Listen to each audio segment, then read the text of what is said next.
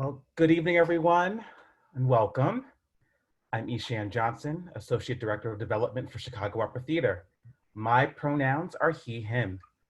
I also serve on the Board of Directors of AFP Chicago and chair our IDEA Committee.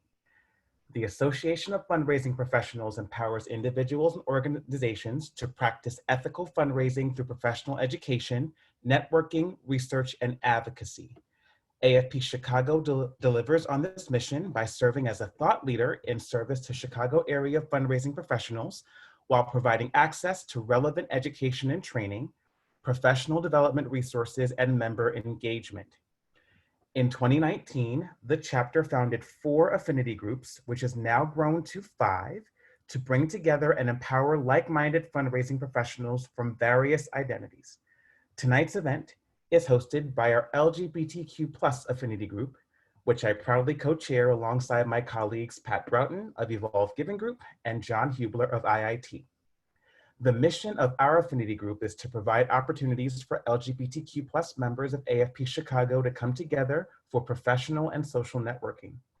By recognizing an affinity among this population, AFP Chicago becomes more personal and relevant while providing opportunities to discuss career advancement, successes, and challenges. Queering Philanthropy, a panel discussion on cultivating LGBTQ donors, welcomes 3 professionals within the LGBTQ giving space. I, along with my co-chairs, are grateful for their participation this evening. Before I introduce our moderator for tonight's discussion, just a few housekeeping notes. You've been auto-muted to help us eliminate background noise during the discussion. We recommend switching your Zoom to speaker view during the panel. And Q&A will directly follow the panel, so feel free to put questions in the chat throughout our time together. Without further delay, I'm pleased to introduce our moderator and catalyst for tonight's discussion, Betsy Rubinstein. Betsy, the floor is yours. You. Good evening, everyone. It's so good to see all your faces, some familiar faces, some new folks. It's a pleasure. So welcome to your very first Zoom call of the day. Sure, it's not. As Ishan mentioned, I'm Betsy Rubinstein, she, her pronouns, and I'm currently the Major Gifts Officer of the Midwest region for Lambda Legal, which, for those of you who don't know us, we're the oldest and largest national legal organization whose mission is to achieve the full recognition of the civil rights of LGBTQ+ people and everyone living with HIV through impact litigation, education, and public policy work. So I'm delighted to moderate this important discussion tonight with 3 very impressive individuals, Richard Burns, Denise Foy, and Zakiya Lord. And I'm also secretly using this call as an excuse to have a reunion with my former Lambda Legal colleagues, Richard and Zakiya. So it's lovely to see the both of you again tonight. So before we get started, I wanted to do a quick poll to get a sense of who's in the room. It'll ask you what type of position you're in for your job, and it'll help us better tailor the discussion according to our audience. So I'm going to go ahead and launch that now.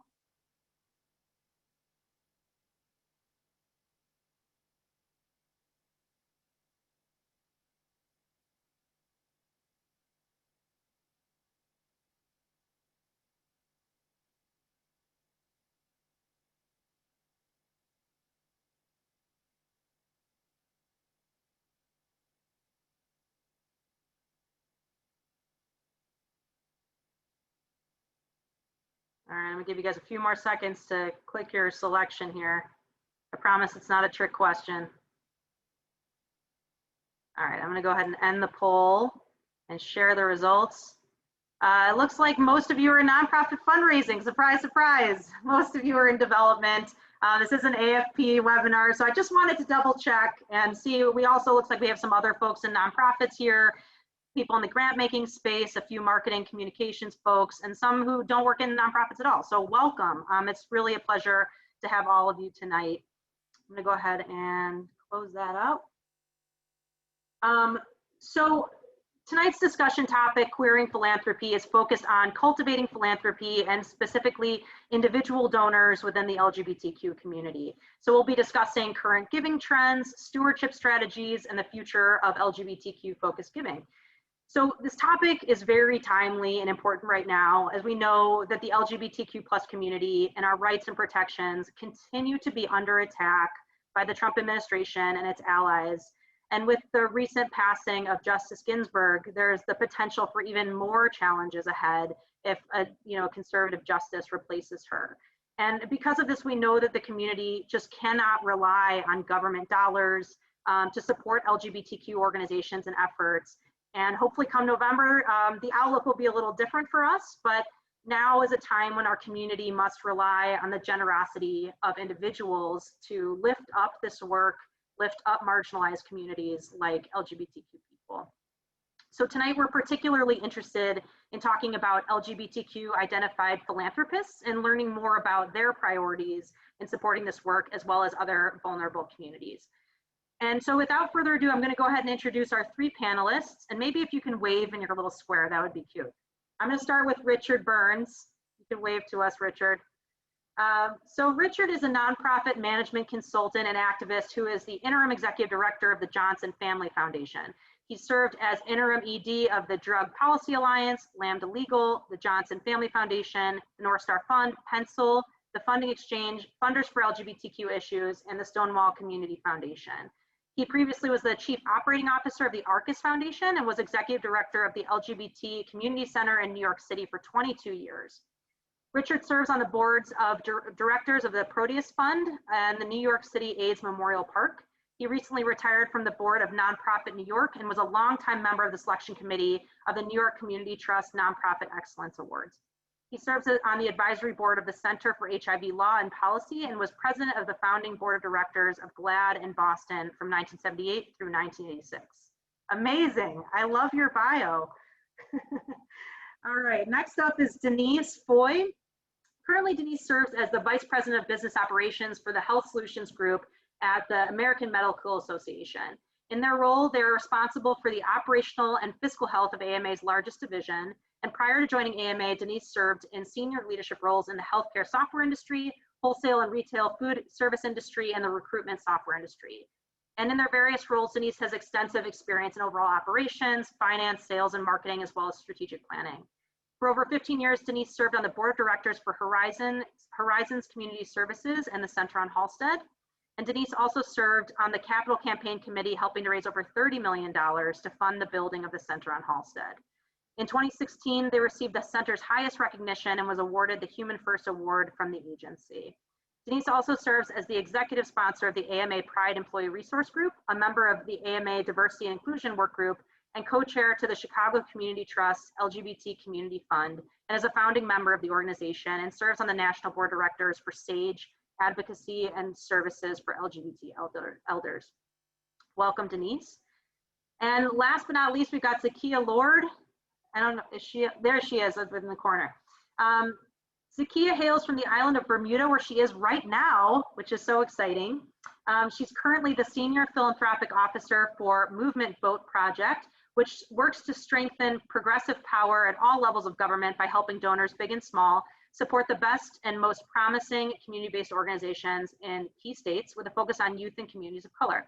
The work is particularly critical right now as they're committed to turning out unlikely voters in the upcoming election. Zakiya's background is as a clinical therapist, and she's led teams across Alabama, Chicago, and Bermuda. She has worked in resource mobilization and fundraising at Estrella Lesbian Foundation for Justice, as well as Lambda Legal.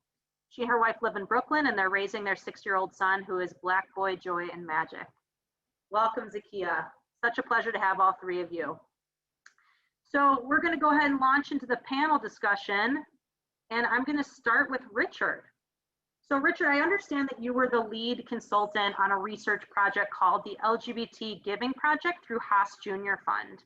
Can you tell us what the purpose of that project was and what were some of your key findings? Sure, and thanks, Betsy. There has been a fair amount of research over the years that indicates that the percentage of LGBTQ people who give dollars to our movement's organizations is very, very low. And around 2011 or so, the Movement Advancement Project, MAP, released a study showing that only between 3 and 4% of people who identified as LGBTQ actually gave to our movement's major organizations.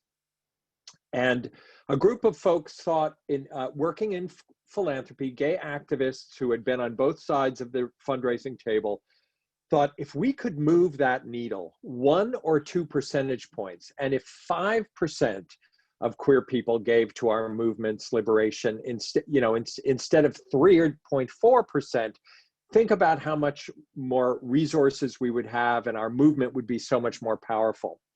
So a group of folks from the Haas Junior Fund, the Pride Foundation, the Mosier Fund, Wellspring, got together and raised the funds to do some serious research and hire professional researchers to figure out what motivates our people in our community to give, and why don't all of the people in our community give for our own achievement of equality.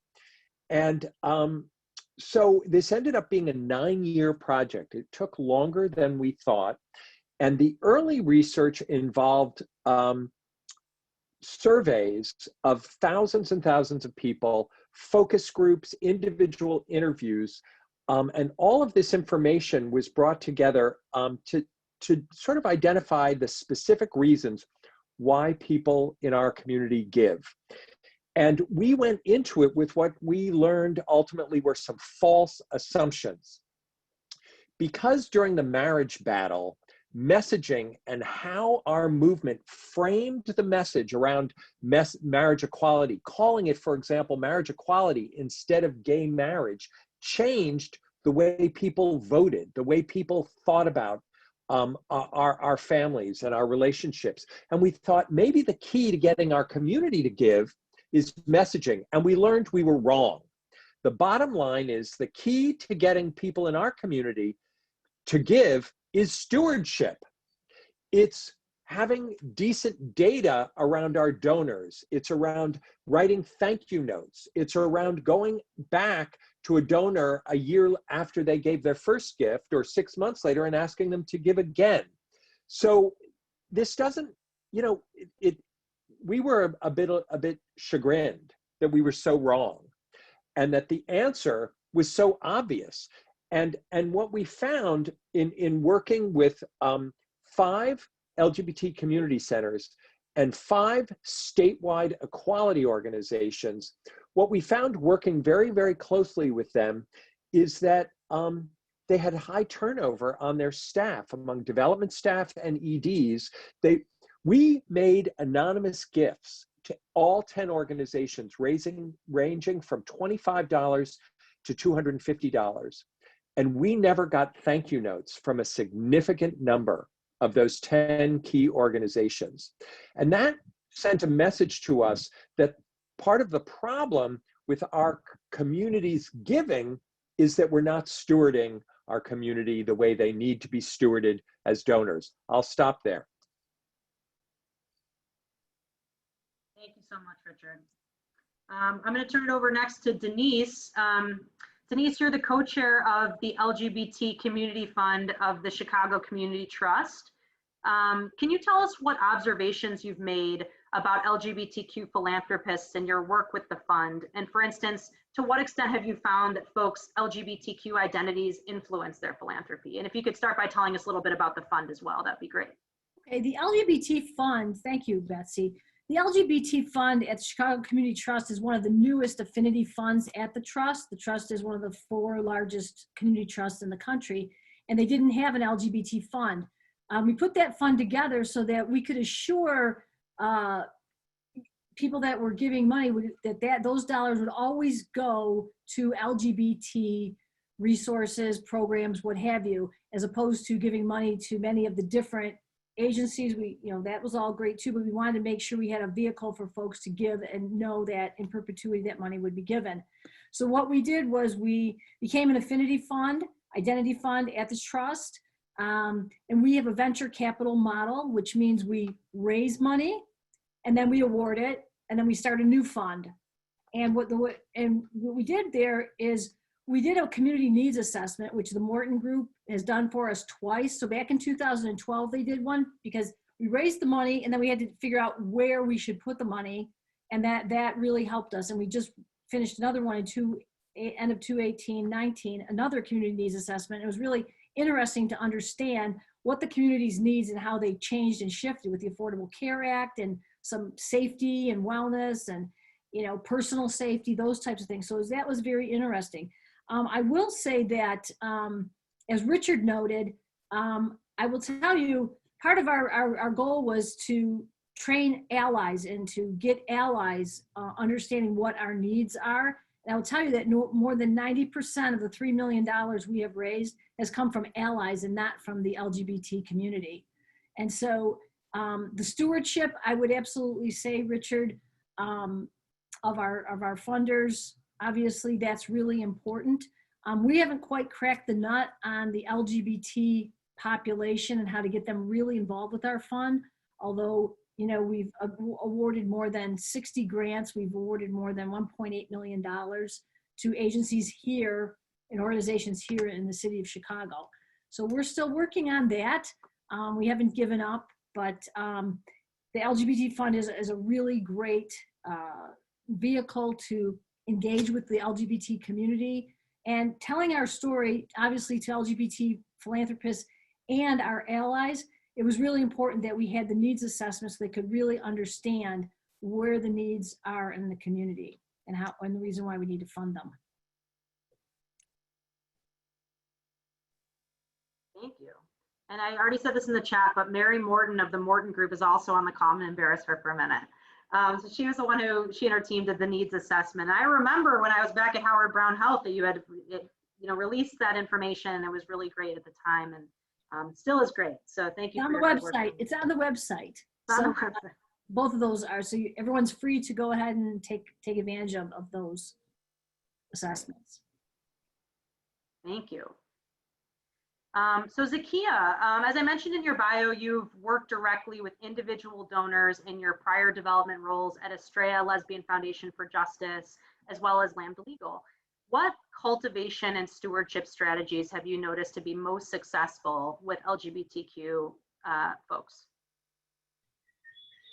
Thanks so much, Betsy, for inviting me to the call. It's so great to see so many familiar faces.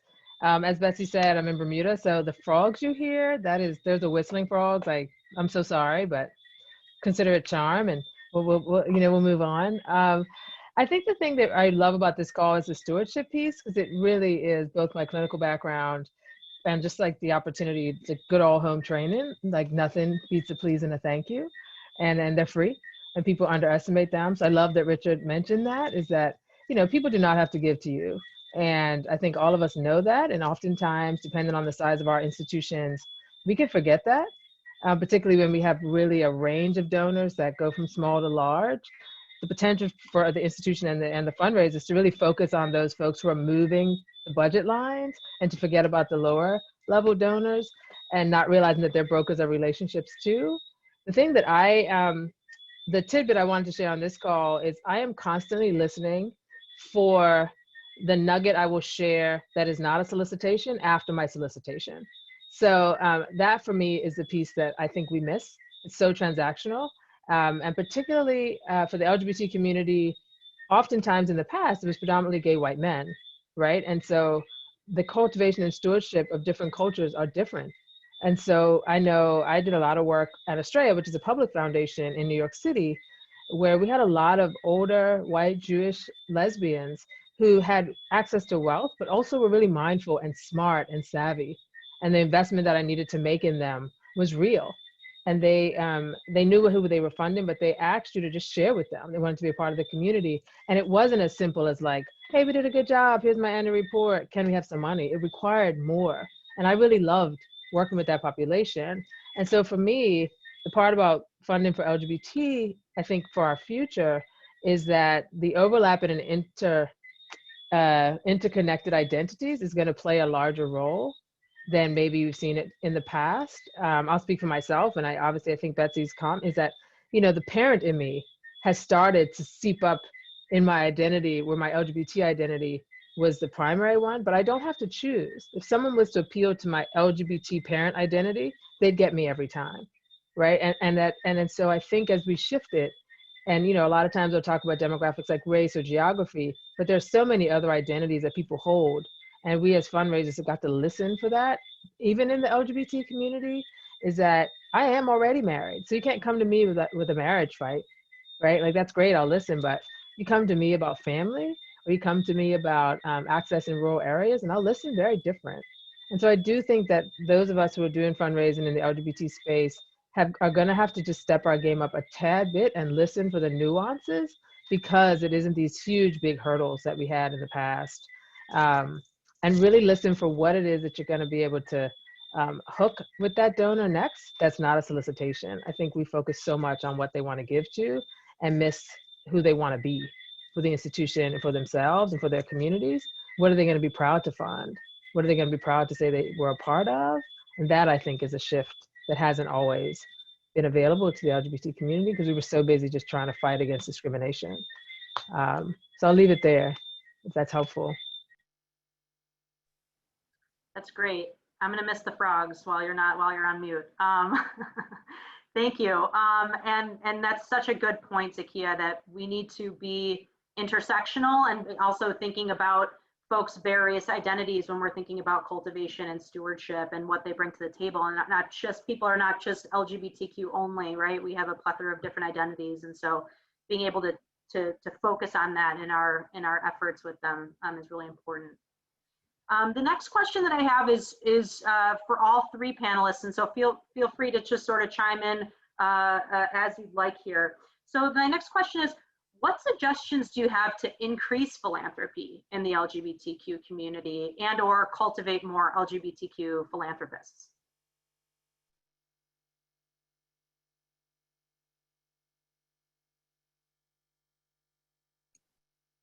I'll go first. I think especially, you know, in the time of COVID, we've all heard COVID, and we're going to have COVID for a long time to come. I think educating people, as Zakiya said, you know, you just can't say, oh, here's my report, or here's my party, or here's whatever. I think we're going to have to take real opportunities to educate people on real facts and not just surface types of things. Help people really understand in more depth so that we can, I think that's what we're going to have to do. It's going to be more one-on-one, because we're not going to have, you know, parties and balls and all that type of thing.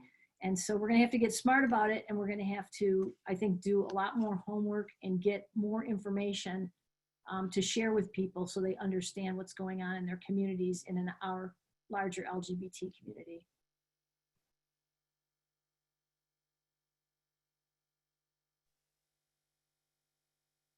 Thanks, Denise. I shared it in the chat, but I do think that, you know, going back to my point about listening for what people want you to know about them is going to be even more crucial, is that nobody wants to be known as having a lot of money. That's never what someone wants to be known for, particularly folks who have it. That's not who they are. That's not who they want to be. And I think we have relied on that for too often. And now, without events or, you know, real in-person events, we're going to have to do a little bit more research, to your point, Denise, and really figure out, you know, and this is some of the work is on the institution, right? Like, if you have a large institution where, like Australia, public foundation funded in 101 countries and funded everything, it was really the work to figure out, what did they think they were funding? Did they think they were funding work in like Russia? Or did they think they were funding BYP 100 in Chicago? Because that would determine how I come at them, right? I like, particularly the lesbian in me, you know, I like to consider, like, I like to say, date your donors and figure out what flowers they like and give it to them. And if you don't have it in your garden, grow some. And like that is my approach to all of it, is that if you are an institution that does amazing work, you've got to listen even harder. If your focus is not narrow focused orgs, they got it easy. You're just going to give them the one thing that you sell. It's like, you know, you serve good coffee, you serve that. But if you have a wider range, the work is the lift is a little bit more, because you've got to listen hard for, you know, what it is that they think they're funding.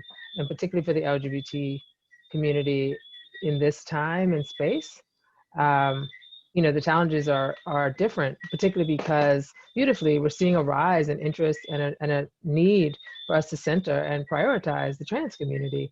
But in the past, those who funded this work were not necessarily interested or invested in or members of the trans community. And so that's a piece that we don't always talk about, but that is a shift that we are going to have to figure out how we wrap our hands around and bring our donors with us. Otherwise, I really do believe that we run the risk of seeing diminished returns if we don't help them understand why this is still us, why they still need our money. Because before they were funding themselves, they were funding their own interests.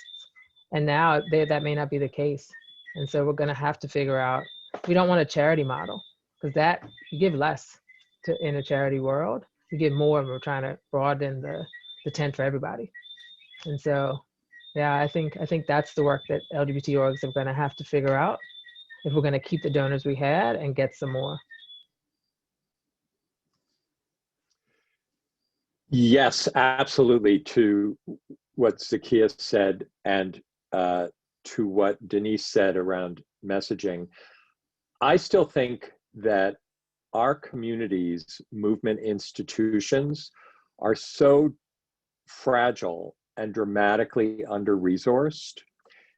And the way we are going to increase LGBT philanthropy, LGBTQ philanthropy, is by investing more in our movement infrastructure. You know, an executive director or a development director cannot do it alone. We need to have decent database software. We need to be able to an executive director has to understand that when you invest in direct mail prospecting, you're going to lose money that year. That when you invest in Facebook advertising, you might lose money for a long time, but that these are investments in building new donors, greater donors, building the base of your fundraising pyramid.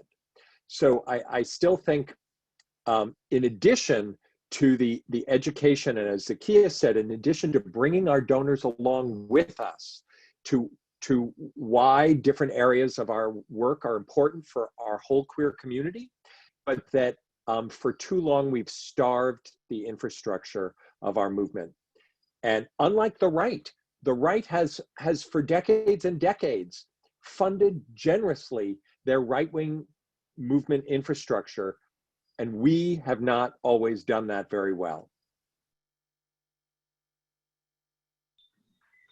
If I can jump in, Betsy, I know you want to have a conversation, is that I also think that an investment in like what I would call surrogates is that many of our LGBT orgs historically have had like these really dynamic, charming leaders, right? Oftentimes they've had like, they've just had a host of privileges.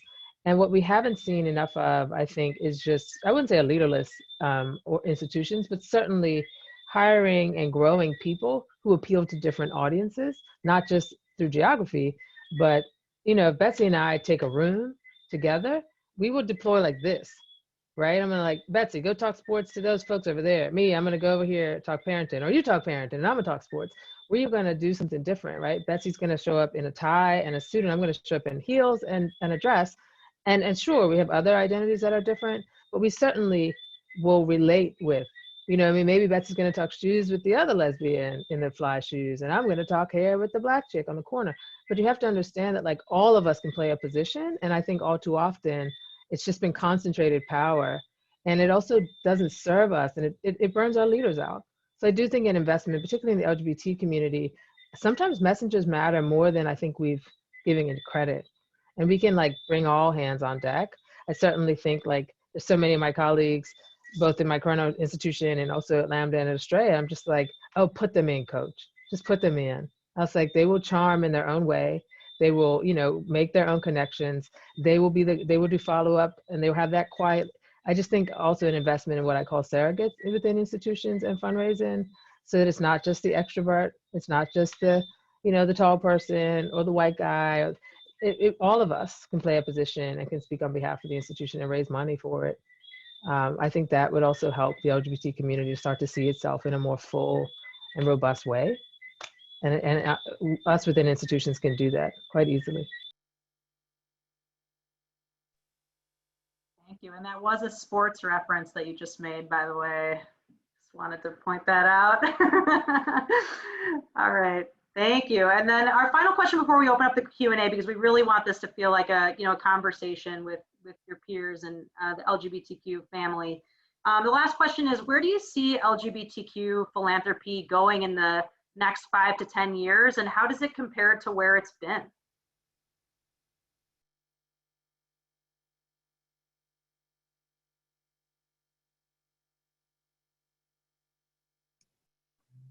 I guess I'll jump in again.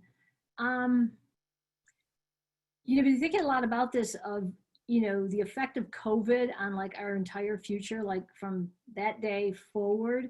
And I think what's going to happen is folks are going to see that hopefully come up with very inventive and innovative ways to fundraise outside of these major balls and major parties, and that take a lot of energy and a lot of resources and a lot of the infrastructure of these organizations. And hopefully, I think they're going to come up with different ways of fundraising. I don't know what those are exactly, but I think that once it's kind of like, you know, nobody could work from home was the rule at a lot of people's companies, and now we're all working from home. Guess what? Nobody's coming back. When we do go back, there's going to be insurrection in this country with employees and saying, why do I have to come back? Like what? So I think that, you know, that shift and that change of like, how are we going to communicate with people? How are we going to connect with people? That's going to have to change. And I don't have any answers today, but I know that we're going to have to come up with them.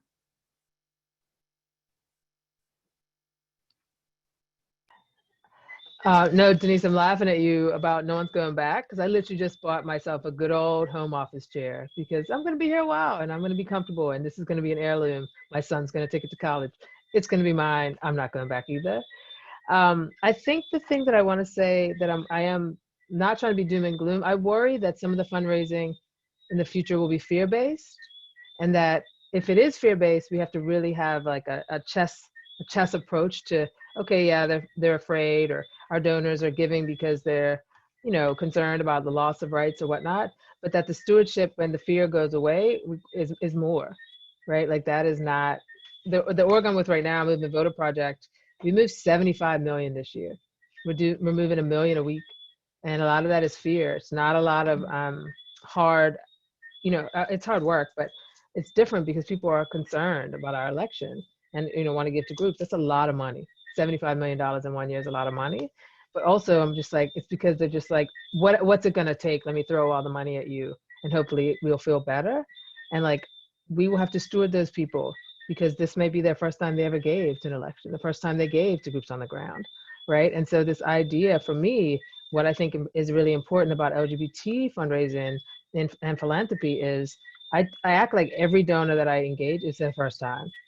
That it's the first time they've given to an LGBT org, or it's their first time given to an electoral situation. And that I have to, I take a lot of responsibility for their experience of both me and of my institution. I would like them to give to us again, but I also want their money to stay in circulation. I want them to not decide to reupholster their chairs next time, as opposed to giving to us, or, you know, build a wing or buy a plane. I want them to understand that like there is some cause out there that you can give to. And that I think is my approach. And that is, I think we're gonna really need to not take our donors for granted, because the potential for us to be like, people are giving out of fear right now. There's a lot of concern and anxiety.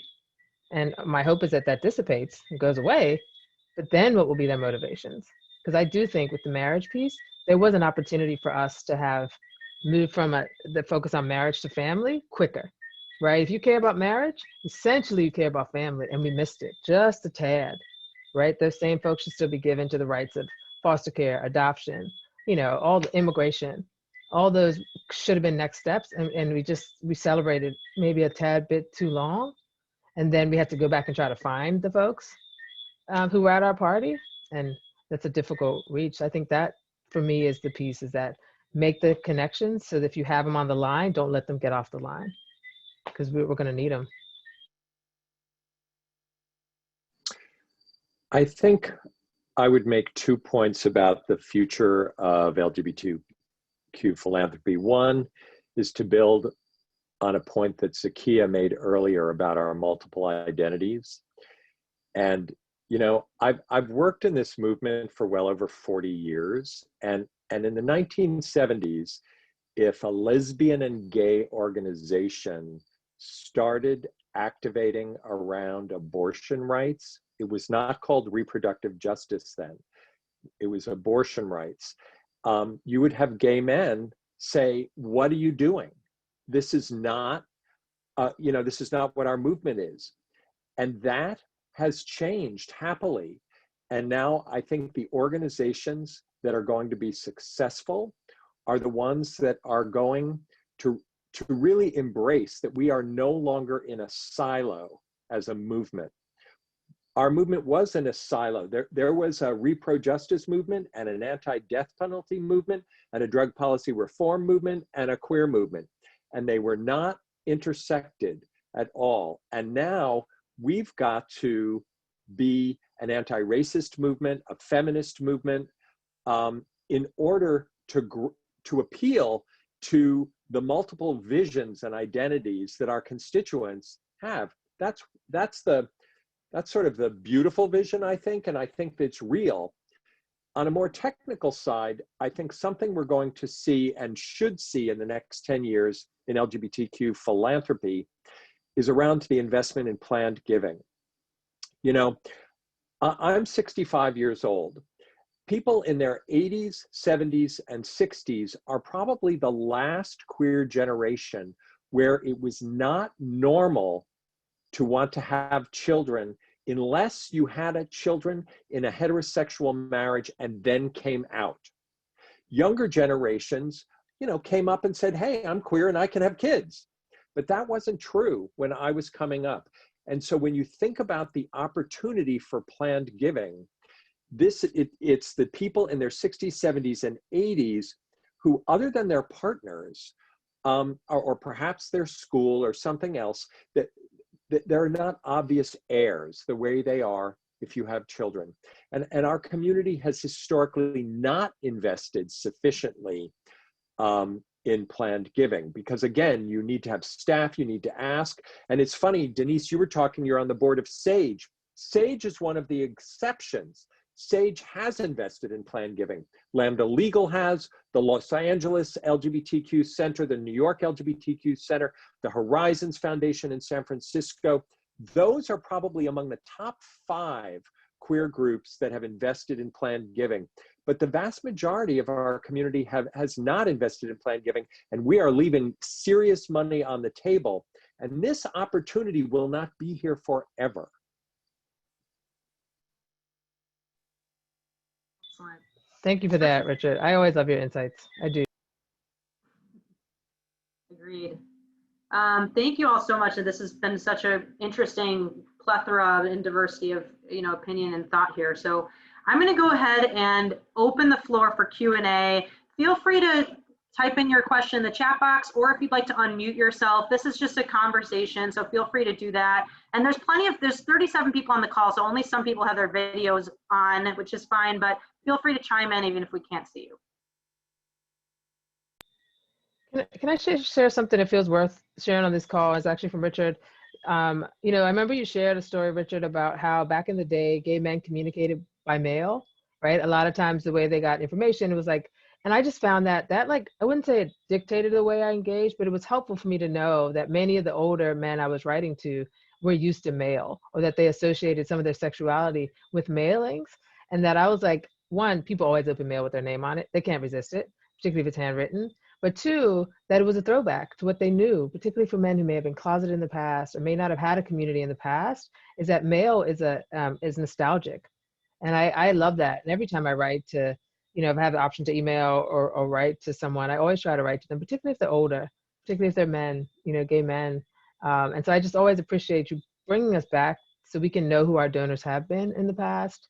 And I'll also share lastly, before y'all ask questions, is that right just now when I was at Lambda and, you know, the coronavirus and shutdown, I had a chance to talk to a lot of men. And what was really interesting, going back to my point about who people want to be, was that they were reminded of the HIV days and 9/11. So New York City gay men, the amount of men that were telling me that they just were reminded of 9/11, living with means in New York City meant they were in high buildings. And so they were scared, right? And I was like, oh, that's a really interesting perspective.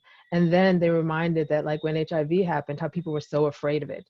And so the overlapping of those identities, not as we talk about, you know, intersectionality and whatnot, intersectionality is not talking about HIV and, you know, 9/11, right? Like, but those also are identities that it was so crucial for those men to share that with me. And it allowed me to have different conversations with the men I talked to after that, because it was really important to acknowledge the vulnerability they were having. And I share that just as an example for like, listen for the ways they want to be seen, listen to the things that they're sharing, and allow it to, you know, inform some of the future conversations. And remember kind of, you know, the planned giving piece is important, but remember what they've been through and who they, you know, what might spark something in them that maybe we don't have access to as someone who's like a little younger, but I can certainly pay homage to that experience for the folks who I, you know, want to steward and cultivate. Thank you. And I have a firsthand account of Zakiya being sort of the master of the handwritten letter and card.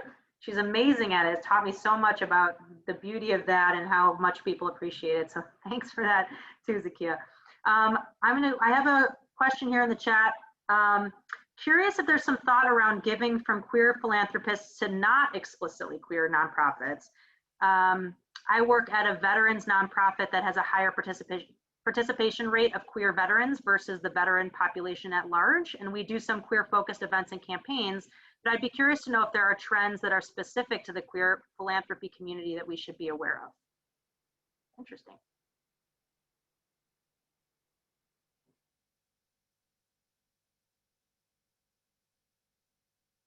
I know that was a long question. It's in the chat if you wanted to look at it again.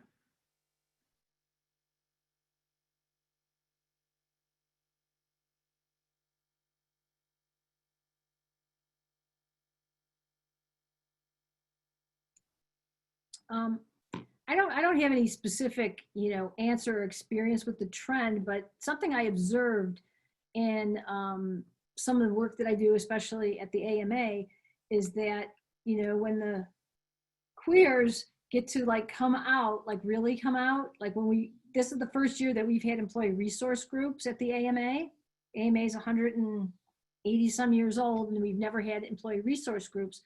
And so, you know, when people could like come out, I mean, we have more people in, you know, the LGBT in the Pride group than the BEAN, which is the Black Employee and Allies Network.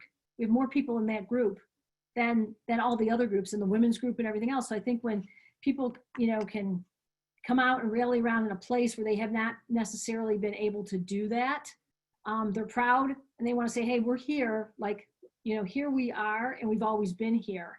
So that's at least my observation of a very specific type of engagement of people in a place where, you know, it hasn't been like out and about, if you will.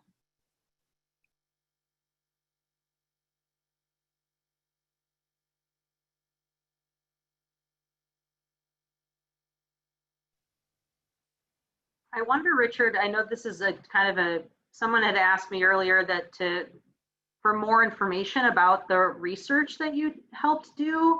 I wonder if there's any information in your research about this question, about if there's any trends around LGBTQ people giving to non-queer causes, and if there's any info on that. Although that was not the focus of our study, we did ask the question.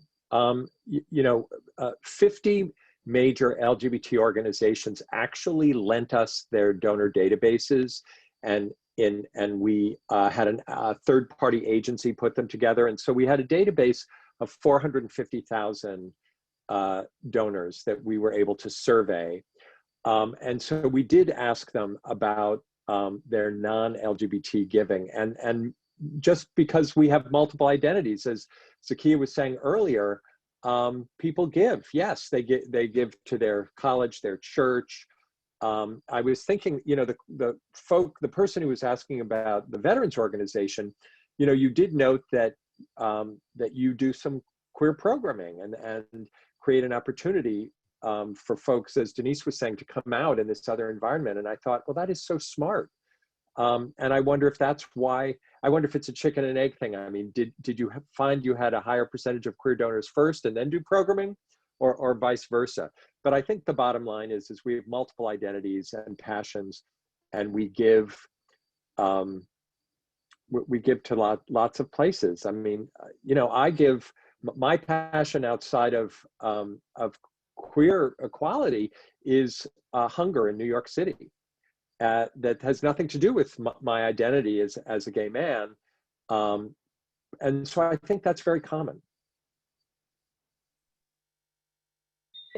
Thank you for that, Richard. If I can expand, the question that was in about the adoption, the thing that comes to mind, which only half answers, was around an emphasis on queer families. I understand the value of not wanting to tokenize them for your like appealing to your donors, but something that's been really interesting to me has been parents of queer kids, right? Like older parents, right?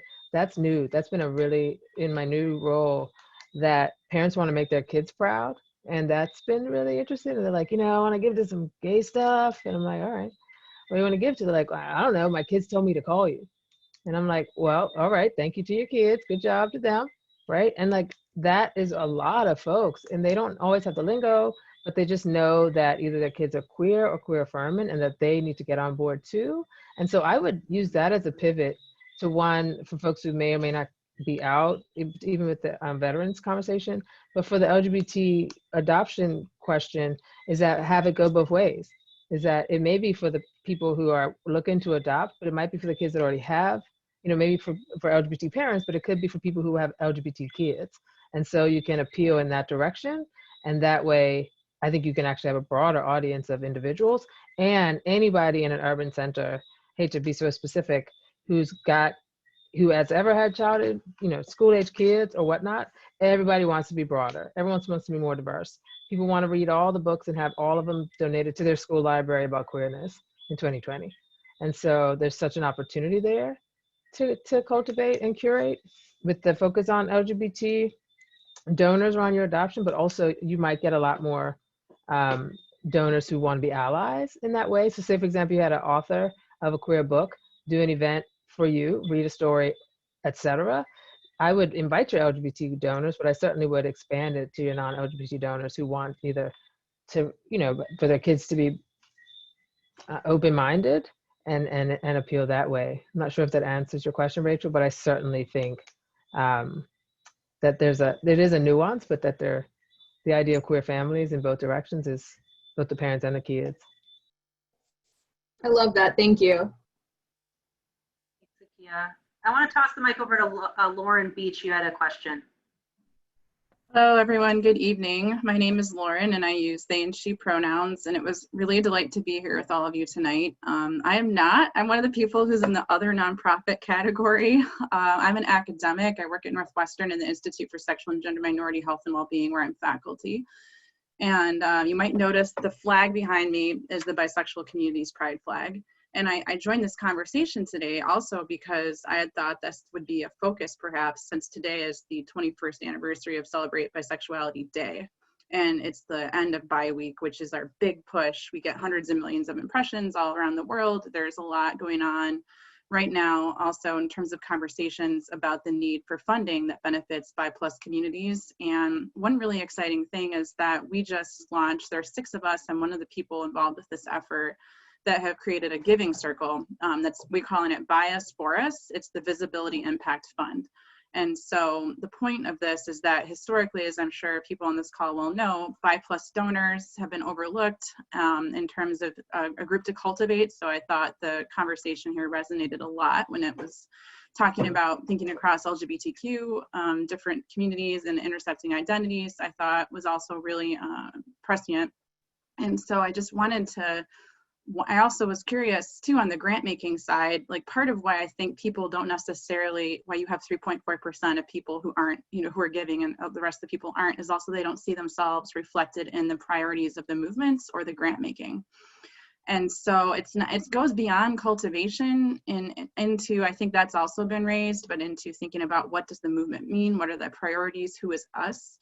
And I think the who is us question, it goes beyond even just what I raised around bisexuality. But, today also another thing I thought might get mentioned is the verdict from the Breonna Taylor case coming down, and the fact that racial equity and racial justice are deeply intertwined with all of the different movements as well. I mean, I thought it was great trans movements were brought up. I thought it was important COVID and the impact of COVID was brought up. But I guess it's sort of a comment in general around what does this mean? I helped start Visibility Impact Fund because bisexual plus communities have been excluded from LGBTQ communities for as long as I'm aware. and it certainly speaks to my own lived experience. And so I just wanted to know more thoughts on that, like what is being done around these topics. I'm familiar, I mean, I've engaged with LGBTQ, funders for LGBTQ issues, with people at Wellspring, with people, now my main game is I write NIH grants for scientific research, right, in health, et cetera. And so that's another topic is health. But I'm going to stop talking now, but just I'm wondering about reflections, comments people have, like the fact that this is Celebrate Bisexuality Day. There's other things going on. How does this relate to LGBTQ giving, this panel, this community, et cetera? A few folks in the audience that wanted to chime in, so feel free to do so if you'd like. Or I don't know if there was another question or if it was, or if the panelists wanted to reply. Sorry, Betsy, I'd like to thank Lauren for your comments. I'm Anishinaabe, Ojibwe Indian on my dad's side, French on my mom's. Every time I say I'm two-spirit, people automatically say I'm transsexual, and I'm not. I'm two-spirited. I have found that the LGBT community, Q plus IA, whatever initials we're going to add to the equation, does not address the needs of indigenous peoples. I genuinely have to say that. Richard, you were talking about planned giving. I'm 65. My spouse and I have done planned giving. None of it is going to the LGBTQ community because no one has reached out to us in a sensible way.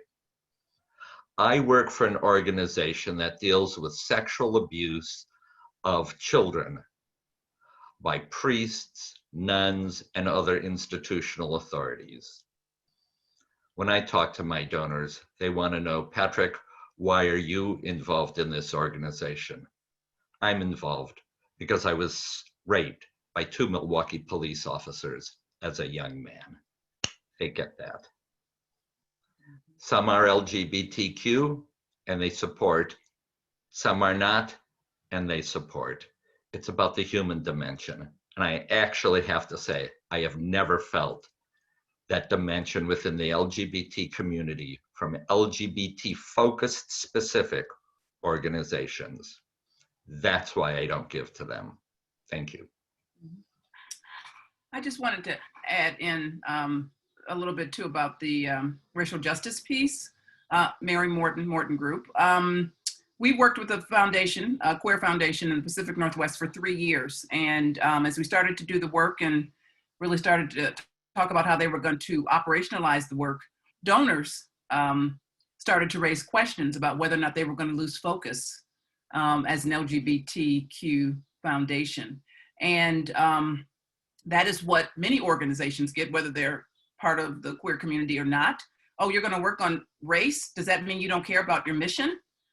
Here's the news, in case people don't know, that until we work on racial equity, there will be no other equity.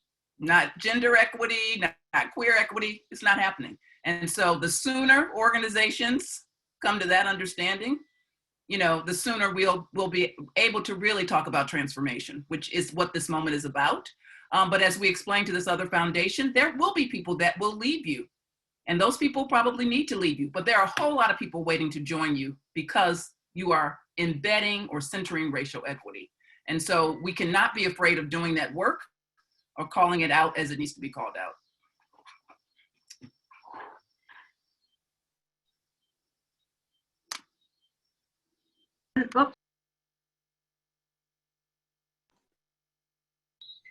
I just want to say, Patrick, thank you for sharing your story and also for naming the fact that, you haven't been asked and maybe people didn't, see your identity and decide, hey, that's someone who I need to ask for money. And that is a thing that happens all the time.